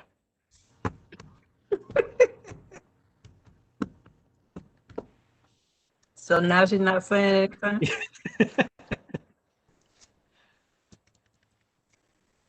Well, until you hear from Miss Zuniga, 30 in favor with 1 abstention. Thank you, Mr. Witherwax. Appreciate that. I think Mr. Ellis still has a bit to go. No. Yes, that's correct. I have one more item. The committee voted 10 in favor to send a letter to the New York State Liquor Authority regarding Lincoln Station at 409 Lincoln Place, seeking renewal for a full license, and Boof and Bun at 271 Kingston, seeking a renewal for a wine, beer, and cider license. This letter stating that we do not support the renewal application on the basis the applicant did not appear before the committee or sent renewal paperwork as part of their application process. The committee hopes that the full board supports its recommendation. All right. I do. Thank you very much, Mr. Ellis. And we'll chew on that for a minute, but we need to come to consensus on the letter.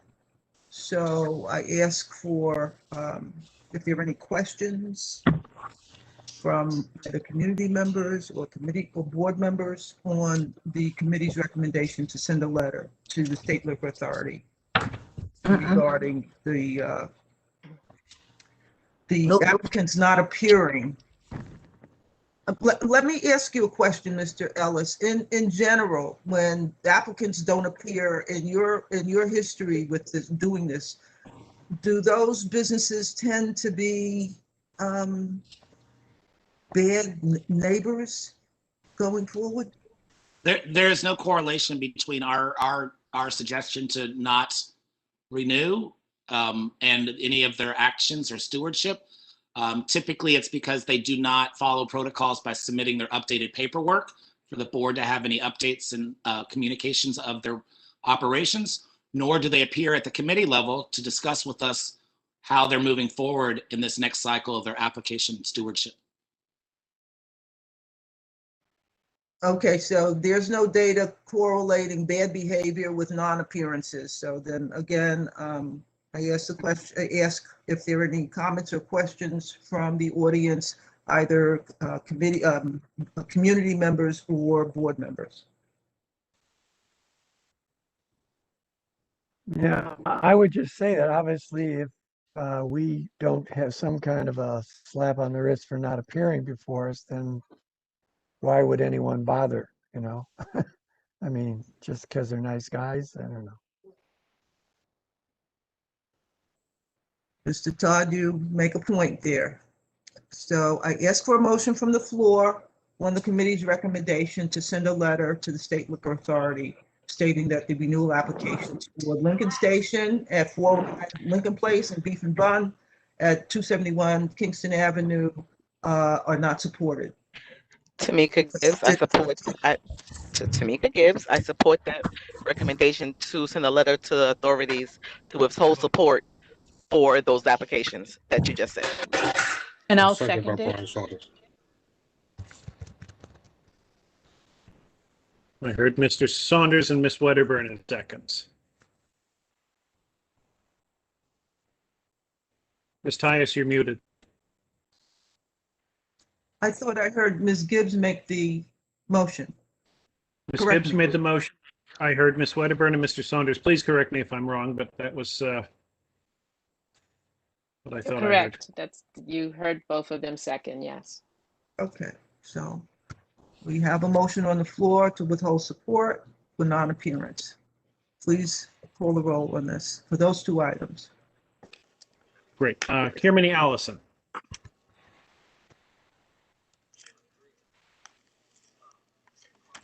Glinda Andrews. Yes. Thank you. Lisa Atkinson. Yes. Thank you. Princess Ben James. Yes. Thank you. Gail Branch Mohammed. Robert Callahan. No. Thank you. Nora Daniel. Yes. Thank you. James Ellis. Yes. Thank you. Kevin Farley. Yes. Thank you. Andrea Ferris. Yes. Thank you. Drew Gabriel. Abstain. Thank you. Tamika Gibbs. Yes. Thank you. Najani Granville. Yes. Thank you. Igenie Harris Blenman. Yes. Thank you. Marva Henry. Yes. Thank you. Surzima Jordan. Yes. Thank you. Sarah Lazar. Yes. Thank you. Murray Lemaine. Yes. Thank you. Calvis Pickelsteins. Yes. Thank you. Robert Kuka. Abstain. Thank you. Yaya Raji. Yes. Thank you. Adam Sachs. Yes. Thank you. Brian Saunders. Yes. Thank you. Meredith, Mark Thurton. Yes. Thank you. Greg Todd. Yes, yes. Thank you. Ethel Tias. Abstain. Thank you. Gib Vaconi. Yes. Thank you. Yrsa Weatherspoon. Yes, and Kirmani also says yes. Thank you very much for both of those. Sharon Wedderburn. Yes. Thank you. Robert Witherwax, yes. Deborah Young. Yes. Thank you. Vilma Zuniga.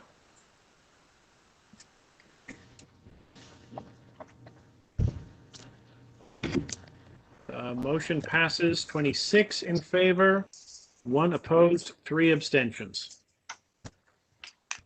Thank you, Mr. Witherwax.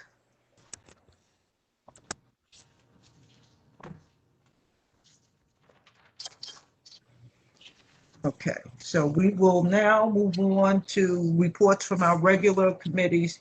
And our once every 2 years committee will be first, the nominating committee. And I think that again is Adam Sachs. Would you please proceed with your report from the nominating committee? I will be happy to. So the nominating committee for the executive board nominees met on Wednesday, March 31st. So thank you to the committee members, and also thank you to all of the board members that responded to the survey that was sent out to elicit feedback on their suggestions.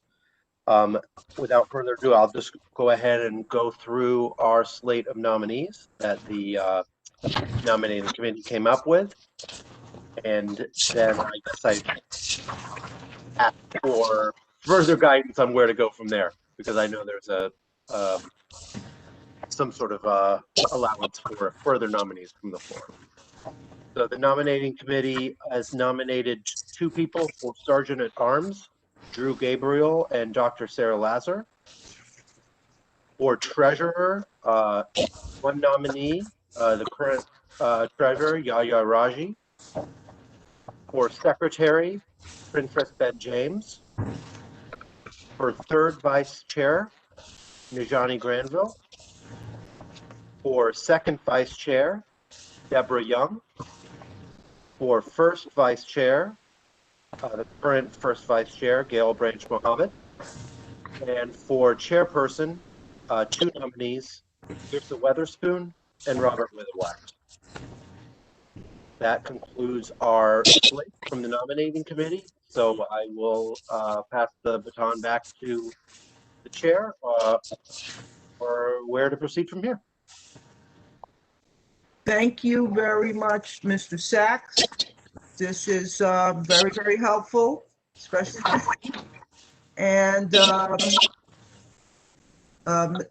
District Manager George will arrange for us to have elections at our June board meeting, I believe. And I would urge that May board meeting. May board meeting, and I would urge that we look at taking a run with ranked choice voting, if that's possible, to avoid a runoff like we had last time. So that's my recommendation for that. And I thank you all for your work, all of the folks who worked on the nominating committee. So we'll go forward with that. Is there anything you want to add, District Manager George? No, not at this time. Well, this is the time to take nominations from the floor. Once we get nominations from the floor for any office, we'll then start campaigning. We'll send out information to all of the board members. We'll send it to the nominees to campaign to their board members, fellow board members. That's it. I would just add regarding ranked choice voting, that would require a little complexity. I would also just say that unless any position has at least 3 nominees, ranked choice voting wouldn't really be helpful. With 2 or fewer, it wouldn't be needed. Correct.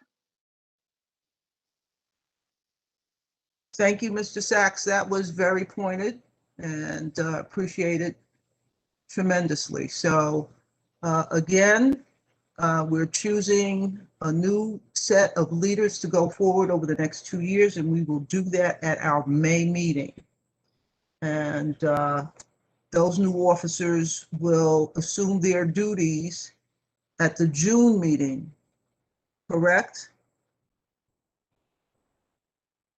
Ms. George? September meeting, September meeting. Well, Borough Hall would tell you March, but that's neither here nor there. Okay, so we have that looking to go forward. If there are any nominations from the floor, we should look at them now. I don't see any, but something's wrong with my chat. I'm not seeing all the questions here. I see no nominations from the floor. So we'll move on. Thank you all. And the next report will be from the Seniors Committee. First this time. A matter of secretarial housekeeping. There should be a motion to accept the nominating committee's recommendation. You're quite right. Thank you very much. I'd like to make a motion that we accept the nominating committee's recommendation for the slate for the 2021 to 2023 term of office for our executive committees. And that is Sharon Wedderburn speaking, I presume? Correct. Okay, we need a second on the motion to accept the nominating committee's recommendations. And that was, everybody speaking so quickly. Who was the first second? I like that. Who was the first second? I heard Ms. Granville. Is that correct, Ms. Granville? Yes, you heard correct. Thank you. Thank you. So we'll call the roll. Mr. Witherwax on accepting the nominating committee's recommendations for all 6 positions on the board. So it's sort of like accepting minutes. We don't have to call the roll on it. It's just we're accepting the report formally. Okay. If anybody's opposed. If there are any reservations, which, okay. Thank you for that. Question? We have our. This is Mark. Yes, Mark certain. Michelle, do you want to advise of the process, how the voting is going to be done? You guys can explain that. You guys can explain it. That's interesting because it's all virtual. We don't have paper ballots. Adam? Yeah, so here, I will kind of describe what we had anticipated for this. We will send out a digital ballot, much like we sent out a digital survey nominating form to elicit feedback to everyone. We will pay special attention to make sure that anyone who may not have access to a digital ballot will get a paper ballot, and we will make sure that they are able to send that back in before the May meeting. I don't care if I have to hop on my bike, I will make sure that I pick those up. That way we will have fully tabulated all of the results at the next meeting. We had anticipated the need for a possible runoff, but since we haven't elicited any third or fourth nominees for any position, we only have 1 or 2 nominees. I anticipate, unless there's a tie, that we should be able to have the winners announced at the next meeting. So I'll leave that to Ms. George and the board office to send out that ballot, but we will hopefully be able to have a very orderly election process. So I don't know if there are any questions on that.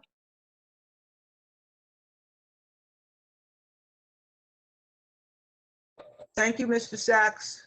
Again, I repeat Mr. Sachs's offer to answer questions on the process going forward for choosing new officers for CB8, who will also be officers for Friends of Community Board 8.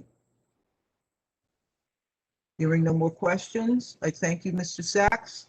And we're going to move on to the Seniors Committee report from Ms. Muhammad, our first vice chair.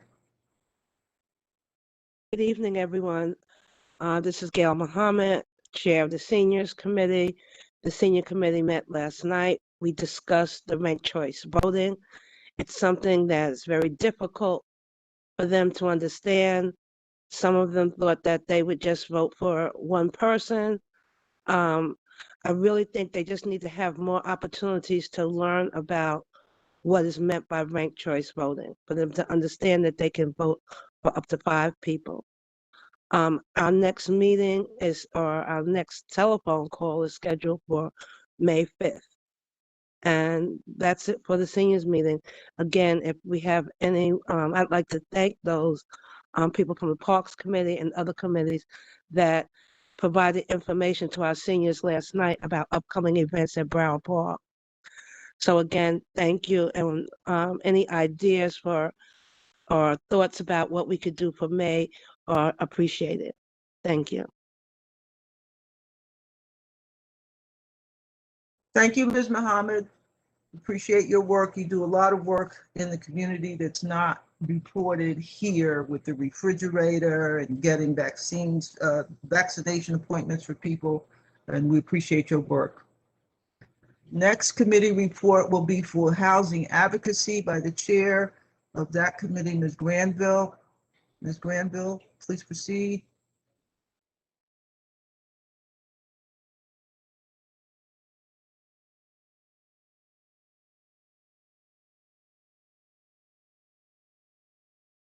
You're still on mute, Ms. Granville. Can you hear me now? We can hear you now. Okay. Sorry about that. Usually we meet the night before the full board meeting, but because of the way the month ran, we haven't met yet for April. We will meet next Wednesday. And we anticipate going through Corey Johnson's proposed restructuring of our planning process for the city. I understand it was mentioned before, some people had not had a chance to read it. So we will be going through that. And Adam, if I am forgetting anything, please let me know. No, I think that was it. I guess I would just make sure any of the other attendees from last month, if there was anything in particular. We had discussed sending a letter to ask, did you just mention this? I'm sorry, got a work email. No, sorry, this is Sarah Lazar from the Housing Committee. We had talked about sending a letter to Robert Cornegie, the council member for District 36, about supporting the expansion of right to counsel so that tenants below a certain income level who are at risk of eviction would have access to legal representation. And excited with something which is very exciting. Mr. Cornegie has signed on to the bill, so the letter is not necessary, but Yes. it's a very exciting development. Just one more council member is needed to have over a majority. We can just talk about sending a letter to the next person and they'll probably sign on in fear of our letter. Yes. We could. Thank you. Thank you for, I like the idea of a letter from the Housing Committee. Ms. Granville, would you consider sending a letter of support and to Cornegie for his support for the Right to Counsel bill?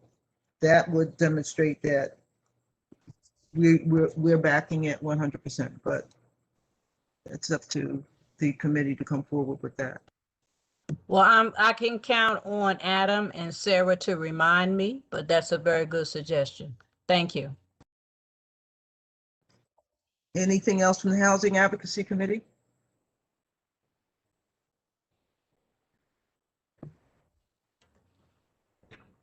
Then we'll move on to Economic Development by Brian Saunders.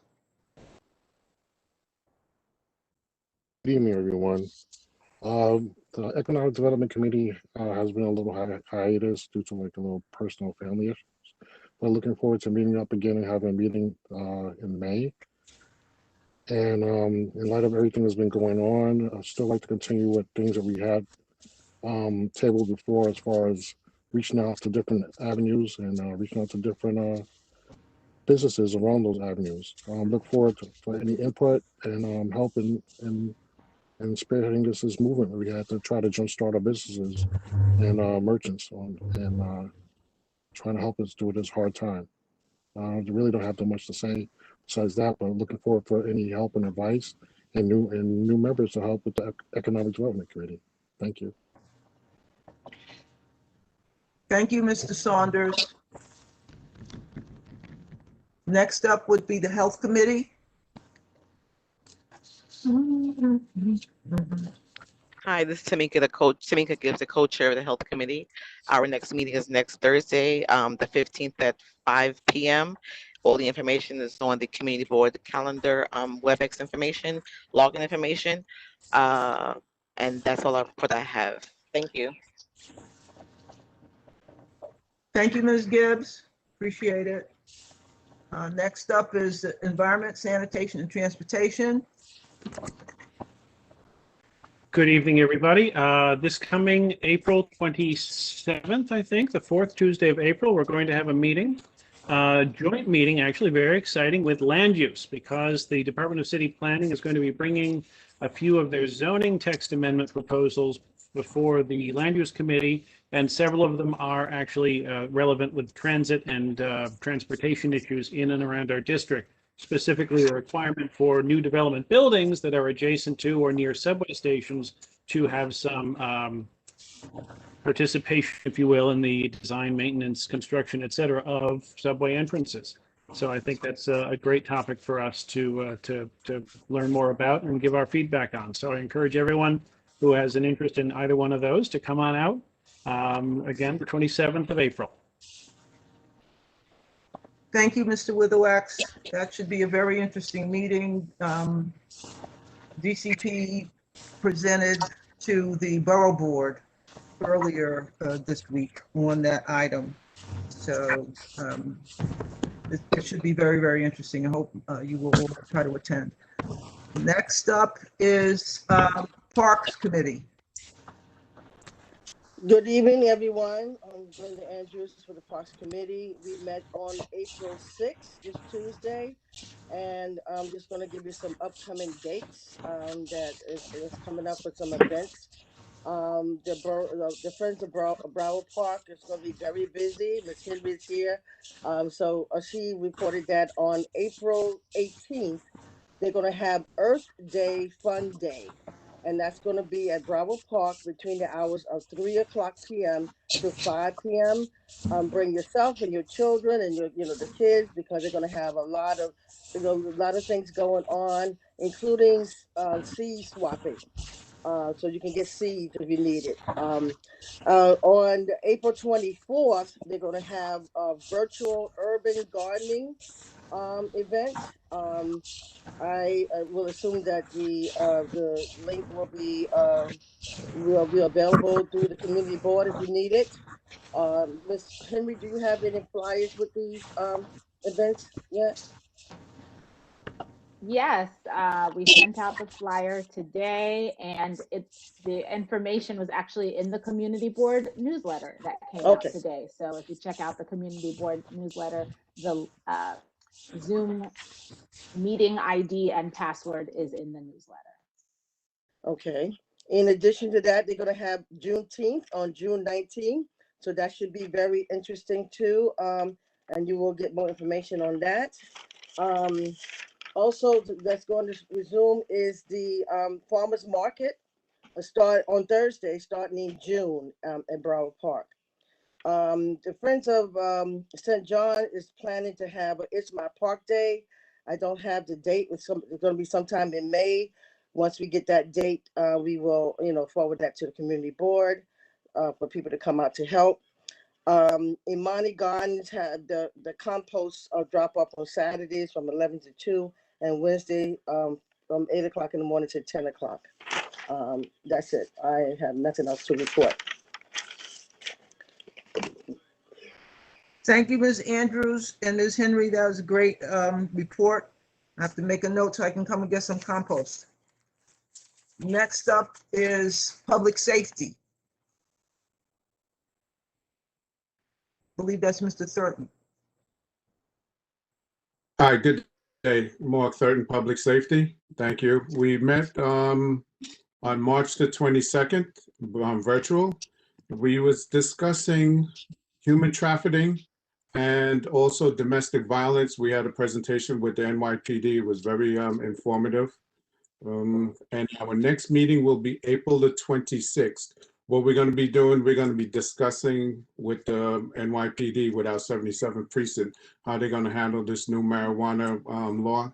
So we're going to see how that goes, their impact in the community. Because it's a gigantic step for us, because you may have some people that smoke an herb and it's legal in their apartment, and it also may affect someone else. So that's a tremendous concern that we'll have in the community.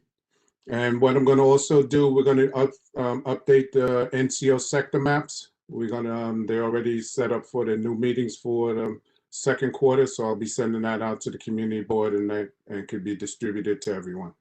And as I mentioned, our next meeting will be April the 26th, Monday at 6 o'clock, virtual. Thank you.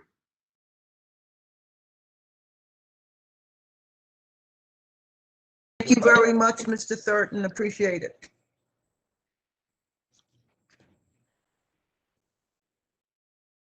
Next up, we have Youth and Education. A report from the Youth and Education Committee. Yes, good. Yes, I'm going to give the report today. Marva Brown Henry from Youth and Education. We actually have not been meeting monthly. We've been meeting weekly to plan our youth education series that we are doing.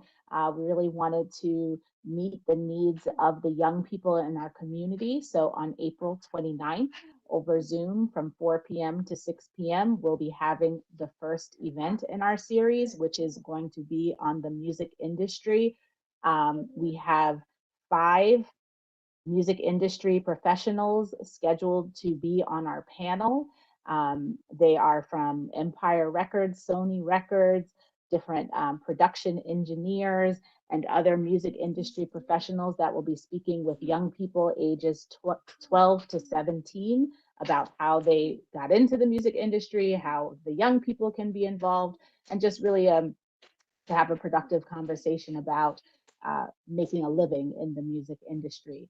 We have identified young people from the Fire Department Explorers, Brooklyn United, other youth group organizations within the community, NYPD Explorers.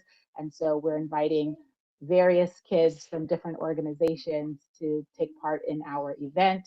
And as I stated, we're meeting weekly. We've come up with a flyer, the Eventbrite invitation, where the children will be allowed to, or given the opportunity to put questions in their application so that their questions can be answered on the day of the event by the panelists.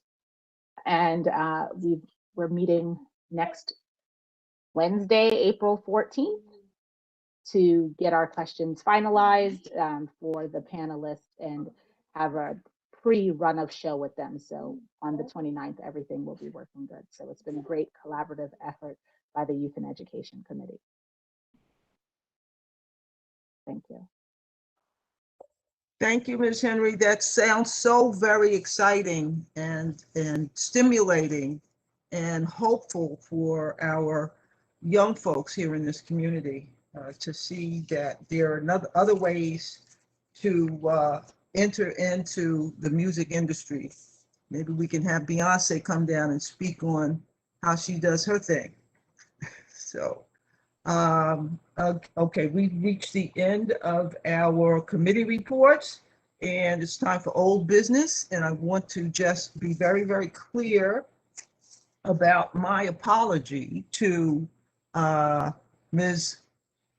Wedderburn for cutting her off at our meeting when she was announcing her candidacy for council. She didn't deserve that, and I was wrong to do it. So I apologize to her for that, and I don't want to offer any excuses because there are none. But I do want to be clear in allowing people who are members of the board or not to come before us as a city agency and say, vote for me, it's electioneering. To allow people to come before us and explain what they think they can do for us as an elected official is something that we would want to allow, but we will not permit electioneering during our meetings. And I just wanted to put that out there and be very clear about my apology to Ms. Wedderburn. Thai Chair, I'm sorry. I just wanted to let you know that Ms. Nix Lamel has a question. Okay. I didn't quite catch the name, but please proceed. Hello. Regarding this, or is it? Oh. It's Nix Lemle. Hi, can you hear me? Yes. Okay. I'm a neighbor of the 1035 property that is going to come up for the rezoning question. And wait, you have to give a street name. You gave a house number, but no street name. I'm sorry, 1035 Pacific Street. Sorry. Okay. And me and my husband, we have been like making our neighbors aware of today's meeting because there had been a flyer by CB8 about the rezoning decision being made today. There's a flyer from March 25th. And I just wish, I've tried since 2019 to become a member of the community board, but it's been a little raggedy and COVID and whatnot. But 1035 Pacific Street did not come up tonight, and I feel a little bit like a failure as I've been asking everybody in my neighborhood to attend this meeting today. So how can I better be informed about whether or not, and I want to be on this community board no matter what, not just because of my blog, but how can I make sure to be more informed about the agenda and what's going on, because now I will have to talk to everybody in my community again about like, oh, this voting meeting has been postponed. I just want to become a better member of this board, and I feel a little bit at a loss here. Okay, so I responded to you in the chat how you apply to become a member. That's handled to the Brooklyn Borough President's Office. I gave you their information, the link, yes, the website. But we can add you to our mailing list moving forward. I have your email address. We'll add you to Community Board 8's mailing list. But like my little criticism is like before COVID, I went to a lot of personal meetings and I had written down my emails so many times. So I hope that for now it's really in the group, so I will receive emails, because I've been going to a lot of meetings in person before COVID, and I just want to make sure I'm part of this group because I really care about everything you guys do, and I want to just have like my heart in it as well. Thank you, Ms. Linley. Let me share two things with you. When you do apply to the Borough President's Office, as District Manager George has recommended, what they look for in general at the Borough President's Office to identify people to appoint to the different community boards is past participation in the meetings. Yeah. And there was recently a media story about how community board meeting attendance has kicked up across the city because it's so easy to go to a virtual meeting. And our board, Ms. George and Ms. Neal, they keep records of attendees, so that would be available for the Borough President's Office and to you to say, well, I've been to 10 meetings this year, all 10 of the monthly meetings for my community board. Yeah. And I really want to participate, so please appoint me. And then you say what your attributes are for helping the community board do its civic duty. Okay, now on the individual item for 1035 Pacific Street, if you're interested in land use items, you need to recognize that this kind of item would be uniform land use review procedure. That applicant has to apply and go through the process. So since it's not up for a vote tonight, that tells me that it's not up for a vote within the ULURP calendar. Okay. So what we're trying to do here at Community Board 8 and Land Use Committee is to invite applicants in early on, let them tell us about their proposal, let us tell them about our recommendations, and then they file. It doesn't always work out that way, but that's what we try to do here in CB8. So I got that because I've been to a number of physical CB8 meetings and for some reason never got but thank you so much. Yeah, I'll make sure that I'll become.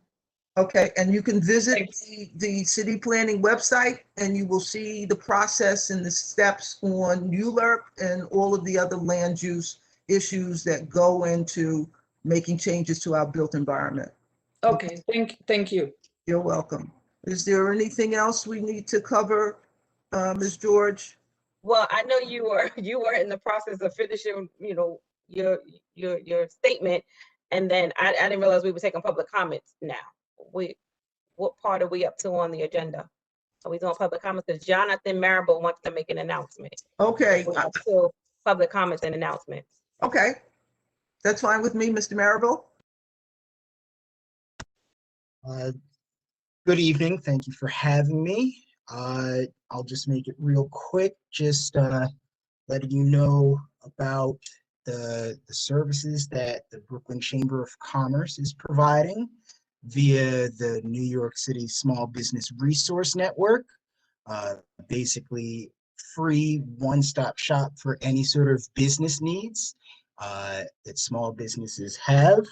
I also want to take the time to thank certain partners that we've collaborated with in our efforts, just as the chamber, including Ms. Zimmerman's office. In fact, we're working on a job placement effort right now with her office, so I thank you for that. And also there was an event that we organized with Representative Clark's office regarding clergy and their ability to apply for PPP and other sorts of programs. And I will put my information in the chat if anyone wants to reach out to me and if they have any questions or want to sign up if they know any businesses that are in need of any sort of assistance during these times. Thank you very much. Thank you, Mr. Marable. Are there any other items for public comment or any other old or new business we should be covering at this point? Ms. Go ahead, Mr. Witherwax. Thank you. No, I thought your apology was very well taken, but I wanted to just underline and highlight one of the points you made that was the subject of extensive discussion in the executive committee meeting the other night. It was the issue of how board members come forth and announce their candidacies. The executive committee agreed that it belongs in the public comment section, and anyone, board member or otherwise, is at liberty to raise their hand during public comments and make a statement. And we felt very strongly that that was the right message to send to our membership, that if you have something to talk about on an issue of your candidacy for elective office, public comments is the place for it. And we thank you. And we love when our board members run for things. It's wonderful. But I just wanted to underline that one element. I think it got a little lost, but thank you. Okay, I don't want to repeat what you just said. I was distracted for a minute, but it's not electioneering, correct? Anything candidacy related, put it in public comments. It can't appear in the main agenda because it looks like we're endorsing it. Okay. We can resume this because the guidance that I've received is that it's just merely an announcement and not vote for me. I know it's a very thin line, but that is the interpretation I received from COIB. So I just wanted to share that, and we will be confining these types of announcements to public comments, period. And resuming the long-term policy against electioneering. Thank you, Mr. Witherwax.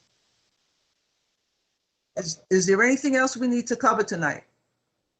Well, Any other are we in public comment comments yet? announcement? Okay. Yes, Ms. Wedderburn has one. Ms. Wedderburn, please proceed. Chair Tyus, I want to thank you for your apology. In your desire to be an erstwhile advocate for our community board, and the things that we hold dear to make sure that we're able to function effectively within our board responsibilities. And it's my personal opinion that Community Board 8 has been exemplary in their efforts to make sure that they handle the business and put politics aside. With that being said, as you noted in your comments, last month I made an attempt to announce that I was a late entrant into the 35th City Council race. I wanted to give my fellow board members an opportunity to know a little bit about me. So what I would like to say that entering into this race is a decision I did not make lightly.